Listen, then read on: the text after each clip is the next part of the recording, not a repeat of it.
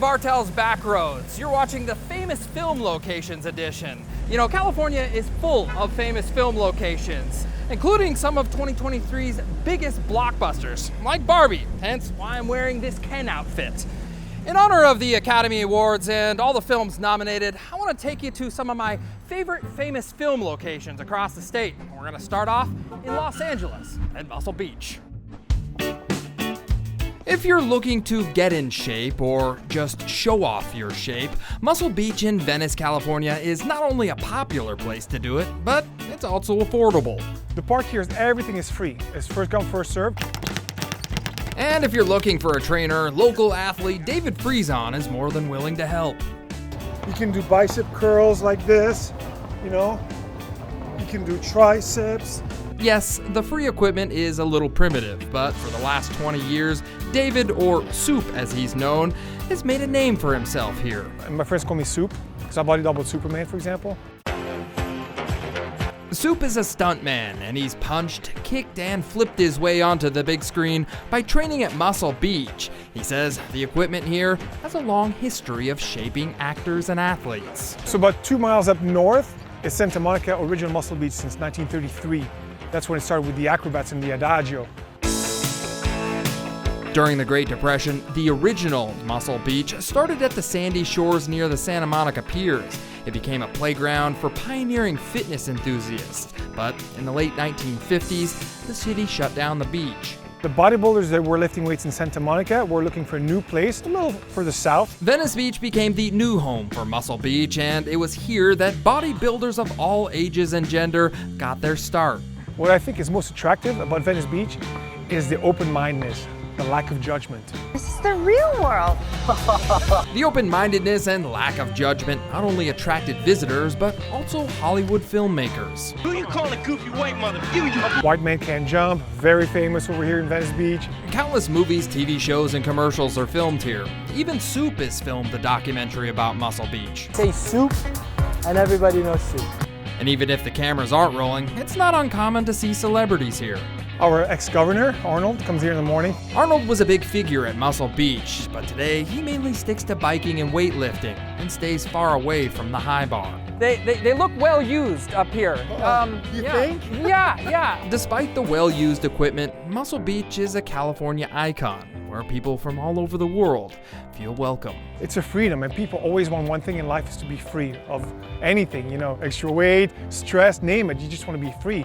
And you feel that in Venice. Have you ever wondered how makeup artists first came up with that iconic movie star look? Well, the answer is inside the Hollywood Museum. Today, the Hollywood Museum houses thousands of authentic showbiz treasures, but back in the mid-1930s, the building was owned by makeup manufacturer and pioneer Max Factor. Max Factor was Hollywood's makeup king. You know, he was the man that gave all the movie stars their looks. Actors like Jean Harlow, Martina Dietrich, and Ava Gardner became Hollywood's most glamorous entertainers thanks to Max Factor's revolutionary face analysis, which matched makeup color with their hair color. Max Factor was one of the first to receive an Oscar for makeup, and the makeup is part of industry standard today. California is full of haunted places, but few haunted homes have the reputation that the Winchester Mystery House has, and the backstory makes for a great movie plot. In the belly of Silicon Valley, there's a seemingly out-of-place home that sits in the shadows of high-rise buildings and palm trees. The oddly designed estate was owned by Sarah Winchester, widow of rifle manufacturer William Winchester. The details are fuzzy, but following the death of her husband and a series of other family members, Sarah left New Haven, Connecticut for sunny San Jose. The popular story says she went to a medium, and the medium told her that her family was taken by those killed by the Winchester rifle, and the only way to appease them was to move west and build on a house and continuously build. The additions to the house were not only continuous, but very puzzling. Some people think the odd design was to confuse spirits. A lot of documentaries like to talk about it. It's just a staircase that goes right up to the ceiling, and if you want to go up there and take a look. It does. Because so many of her loved ones died before her, Mrs. Winchester had a constant yearning to contact them. It's believed that she had many seance rooms where she invited psychics and mediums to perform rituals. Just in case you're wondering, yes, Susan has experienced some unexplainable events. I had just finished changing out the light bulbs and I went to walk away when I felt a little tug. I feel their presence. There's been so many strange happenings in this house, it inspired the 2018 film Winchester, starring Helen Mirren. Very beautifully done, and they did film here for a few days. Well, there's nothing like a good donut to cure that early morning hunger or a bit of late night partying. And if you're Iron Man, you come to Randy's Donuts. Sir, I'm gonna have to ask you to exit the donut. In Iron Man 2, Robert Downey Jr.'s character Tony Stark eats coffee and donuts inside a giant donut replica at Randy's Donuts in Inglewood. The donut shop has been serving donuts since 1952. It has also been featured in other movies like earthquake action movie Don't Panic and alien comedy Mars Attacks. Whoa. It's known as the jewel of the State Park Service. Beauty is everywhere, and that's why filmmakers choose this park as their backdrop. Point Lobos State Natural Reserve has often been called the crown jewel of the California state park system, and for good reason. Alec Knapp is a state park interpreter with the Ports program. It's his job to give internet live stream lessons about the nature in the park. Let me show you my amazing view that I have this morning out here on the ocean. As beautiful as this place is, it's also Alec's job to explain the ugly past of Point Lobos. This was a place where they did sea otter hunting, whaling. It was an industrial business park. Inside the historic whaler's cabin, you'll learn about the atrocities that humans committed on Point Lobos in the late 1800s. Coal mining, abalone canneries, and deforestation of the rare Monterey cypress. By the 1920s, a new industry moved into Point Lobos. Hollywood definitely had its impact on Point Lobos. So over 50 movies were filmed here at Point Lobos, including the first $1 million set. That $1 million set was built for the 1929 film Evangeline, and when it was burned in the movie, it caused a wildfire. It burned down several trees and much of the surrounding landscape as well, so it did more damage than they planned on. Following that fire, movie production was limited at Point Lobos. The last Hollywood production permitted to film here was the 1989 Tom Hanks classic, Turner and Hooch.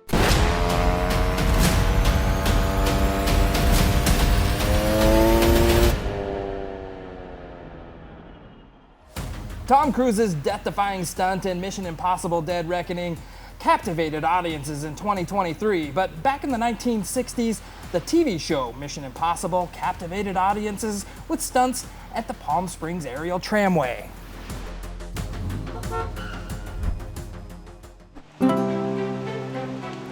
This is the Palm Springs Aerial Tramway, your fast-track ticket to visiting California's highest state park. And we go through 5 climatic zones all the way up to Alpine, where the mountain station is at 8,516 feet. The 12-minute tram ride takes you up Chino Canyon, where you'll glide by rocky cliffs and fast-moving water. Thanks to the rotating floor, passengers get a 360-degree view of the mountains and the Coachella Valley. The view is spectacular, but tram spokesperson Greg Purdy says it's also an engineering marvel that dates back to the Depression era. Dubbed Cropper's Folly, because there's a lot of folks that didn't think it would happen. Francis Crocker was an electrical engineer, and on a hot, sweaty day back in 1935, he got the idea to build a tram on the snowy peak of Mount San Jacinto. His dream would take him decades, not only to convince the state, but to overcome war rations and various political roadblocks. But finally, in 1960, the project took off, literally. It was all built with helicopters and tens of thousands of trips. But in 1963, the tram opened and not only attracted thousands of riders, but a long list of movies and TV shows. Filmmakers, TV shows really liked us through the years, all the way back to Mannix and Mission Impossible, up to Real Housewives of Beverly Hills. The Bachelorette was here a year or so ago. The California coast is lined with lighthouses, many of which have appeared on the silver screen, and one of the most iconic lighthouses is along the Mendocino coast in Point Arena. To warn the ships of shallow rocks below, they needed a really tall lighthouse, and that's what you'll find at Point Arena. It is actually the tallest lighthouse on the West Coast.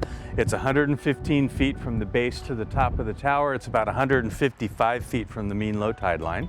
Mark Hancock is the lighthouse keeper at Point Arena, and he gives tours of the 175-step spiral staircase to the top of the tower. Once at the top, you get a spectacular view of the rugged coast, and if you're lucky, Different every day. Yeah, there we go. you might just see some migrating whales flashing their fins.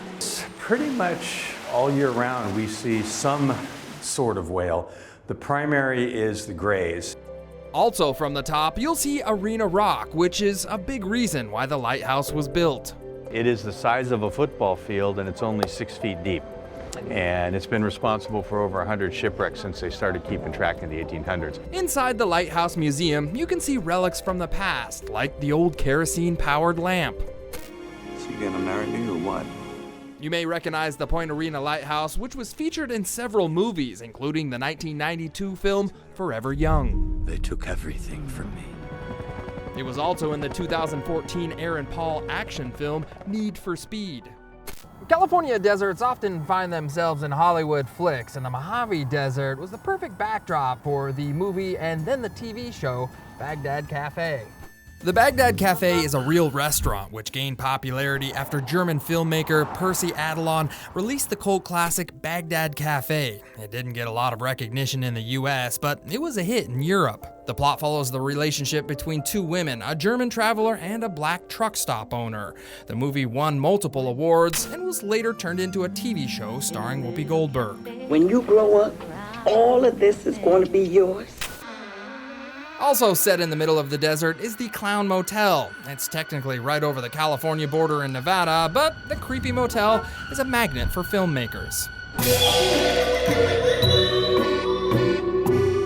This place called the Clown Motel, the scariest motel in the United States.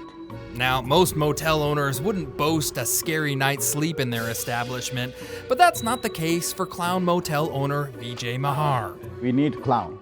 Every time we talk about the clown, what do we do according to the clown?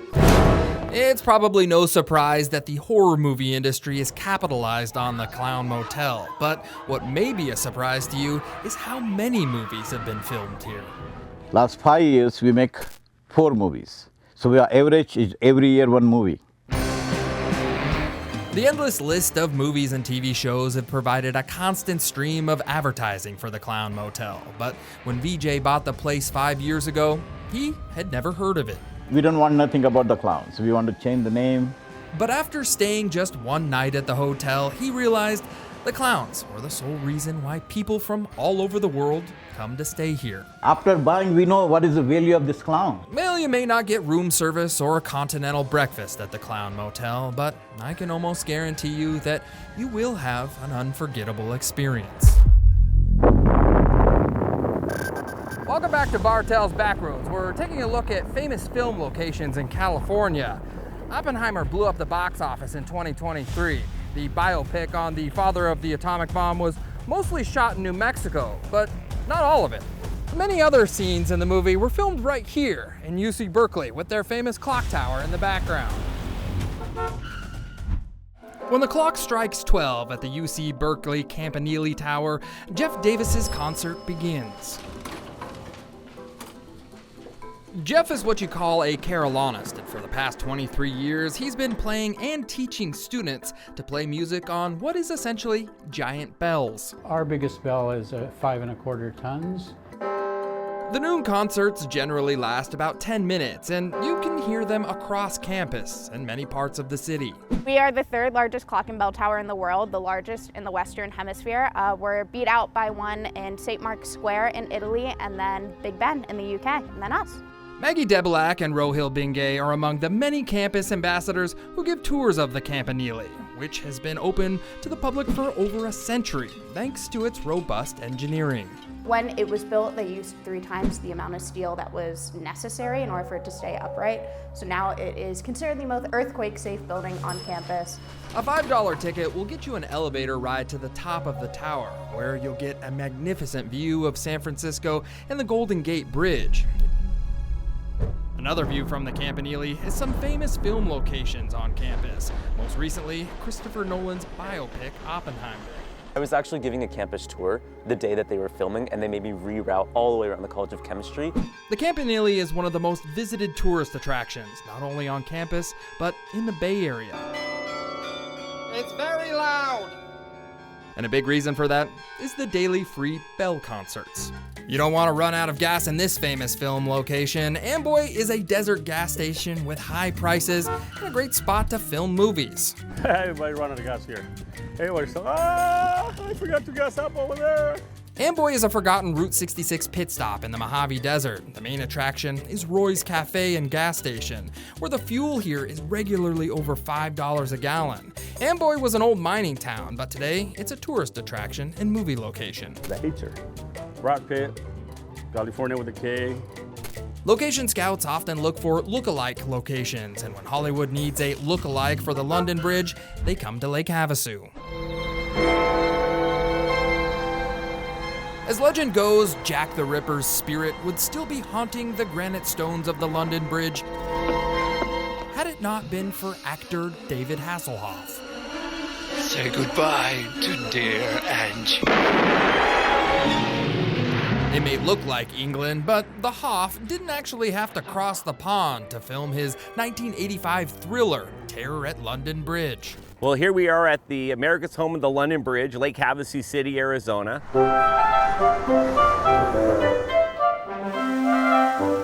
If you're wondering why the London Bridge is towering over Lake Havasu, the answer lies with Captain Kenny of Sunset Charters and Tours. In 1971, Robert McCulloch, our founding father of Lake Havasu, purchased the London Bridge, relocating it here to Lake Havasu City to create a centerpiece for his new master plan community. Yes, this is the actual London Bridge, the same structure that was built in England back in 1831, and the inspiration for the nursery rhyme, London Bridge is falling down. This bridge was so heavy, it was sinking 1 inch every 8 years into the muddy soil. Instead of demolishing the bridge, London sold it to engine maker and chainsaw mogul Robert McCulloch, who dismantled it and reassembled it so people could drive to his man-made island. They built the bridge right on dry land, and they excavated the channel. And once the bridge was completed, they opened up the lake and allowed it to flow right in.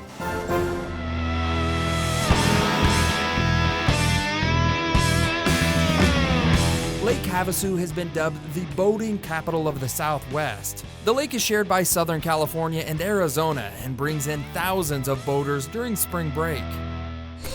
The boating culture is often portrayed in movies like the aquatic horror film Piranha 3D and the jet ski racing comedy Hot Water, which often pokes fun about accidents on the water throughout the movie.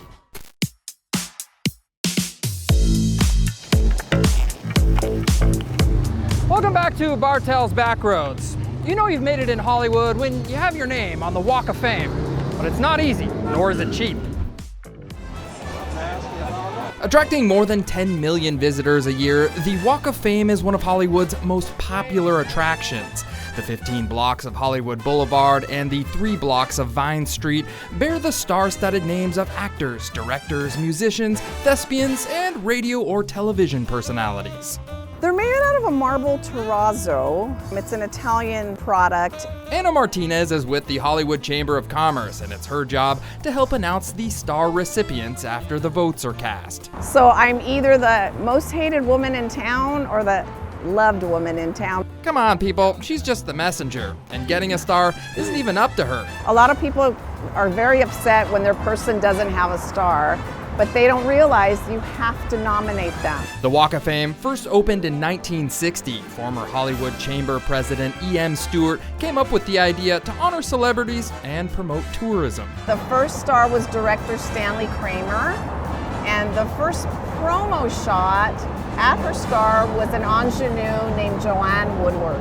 The first 1,500 or so stars cost just over $1.2 million, and it was up to the adjacent property owners to foot the bill. Nowadays, it's much different. They have to be sponsored. So right now it's $75,000 if you're selected. Just in case you're wondering, that money goes towards the installation of the stars, the red carpet ceremony, security, and future maintenance. Anyone with $75,000 can nominate a celebrity, but that doesn't mean the committee will accept it. The criteria is longevity in the field of entertainment, 5 years or more, awards, nominations, and they also have to do philanthropic work. Hey, come to think of it, I qualify in all those categories. You can find a sponsor. ABC should sponsor you. Yeah. We'll see what the bosses say about that, huh? Currently, there's more than 2,700 stars on the Walk of Fame, and every year, 20 to 24 stars are added. And every celebrity is required to attend the ceremony, whether they're humans or cartoons. The whole point of this is so the general public may get a chance to actually see a movie star. Exactly. Or a recording artist, yeah. Well, if you like those stories, there's plenty more where that came from. Just head over to abc10.com/backroads and check out my interactive map. There's more than 500 locations to choose from.